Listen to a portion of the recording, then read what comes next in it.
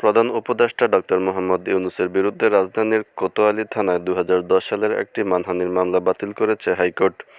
একই বেঞ্চ শ্রম আদালতে ডক্টর ইউনূসের বিরুদ্ধে হওয়া আরও ৫টি মামলার কার্যক্রমও বাতিল করেছেন। গত ২৪ অক্টোবর বিচারপতি এ.কে.এম. আসাদুজ্জামান ও বিচারপতি সৈয়দ এনায়েত হোসেনের হাইকোর্ট বেঞ্চ এ আদেশ দেন।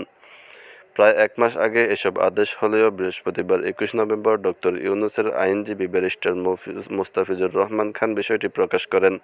মানহানির মামলার বিষয়ে আদালত তার আদেশে বলেন, এই মামলাটি হয়েছিল ডক্টর মোহাম্মদ ইউনূসকে হয়রানি করা এবং এই হয়রানি করতে আদালতকে ব্যবহার করেছিলেন মামলার বাদী। শ্রম আদালতের মামলাগুলো ঢাকার তৃতীয় শ্রম আদালতে বিচারাধীন ছিল। এই মামলা আদালত তার আদেশে লেখেন, এই মামলাগুলো করে আদালতের সময় নষ্ট করেছে বাদী। শুধু তাই নয়, এসব মামলা করা হয়েছে যথাযথ আইনি প্রক্রিয়া অনুসরণ না করে, আর সে কারণেই এই ৫টি মামলা বাতিল করা হলো।